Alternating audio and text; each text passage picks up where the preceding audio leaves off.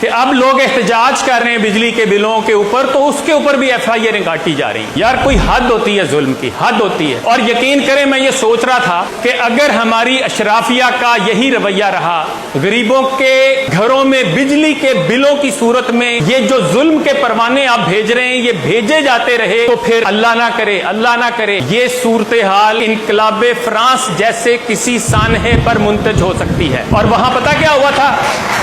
سن لیں ذرا، ول ڈیورنٹ مشہور مورخ اور فلسفی اپنی کتاب ہیروز آف ہسٹری میں لکھتا ہے کہ ملکہ جو فرانس کی تھی، میری اینٹوائنٹ جین، پیرس سے 23 میل دور خوبصورت محل میں وہ رہتی تھی، اور اس نے غریبوں کا مذاق اڑاتے ہوئے طنزیہ ایک جملہ یہ کہا تھا کہ اگر ان کو روٹی نہیں ملتی تو یہ کیک کیوں نہیں کھا لیتے۔ اور اس کے بعد جب ہجوم بفرا تو اس ملکہ اور اس کے شوہر لوئی کو پکڑا گیا، انہی کی گاڑی میں بٹھا کر گلوٹین تک لایا گیا۔ گلوٹین کس کو کہتے ہیں جانتے ہیں؟ وہ جو ایک چھرا آتا ہے اوپر سے چرخیوں پہ گھومتا ہوا اور نیچے آ کے گردن کو کاٹ کے رکھ دیتا ہے، اس کو گلوٹین کہتے ہیں۔ وہاں لایا گیا اور اس کے سامنے اس کے شوہر لوئی کو پہلے اس کا سر تن سے جدا کیا گیا۔ ملکہ کے ساتھ اس کے اس جملے کی وجہ سے اتنا غبار تھا لوگوں کے اندر کہ اس کو مجبور کیا گیا کہ وہ اپنے کپڑے اپنے پہرے داروں کے سامنے تبدیل کرے۔ وہ ماتمی لباس پہننا چاہتی تھی، اسے اس کی اجازت نہیں دی گئی۔ اس کے ہاتھ پیچھے باندھے گئے،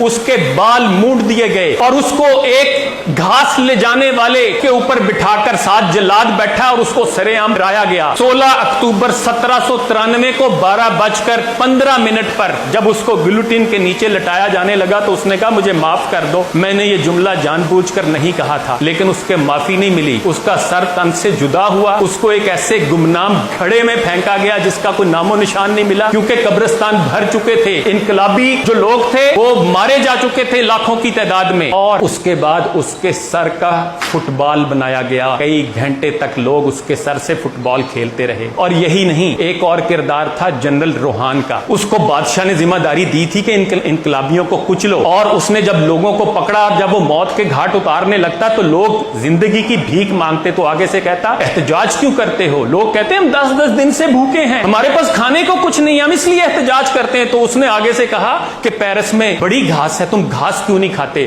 اسی جرنیل کو گلوٹین کے پاس کھڑا کر کے گھاس کھانے پہ مجبور کیا گیا، اور پھر اس کے منہ میں گھاس ٹھونس دی گئی، اور اس کے بعد اس کو گلوٹین پہ لٹا کے اس کا سر بھی تن سے جدا کر دیا گیا۔ میں میسج دیتا ہوں پاکستان کی اشرافیہ کو کہ خدارہ بس کر دیں، خدارہ بس کر دیں، اس عوام کا اتنا امتحان نہ لیں۔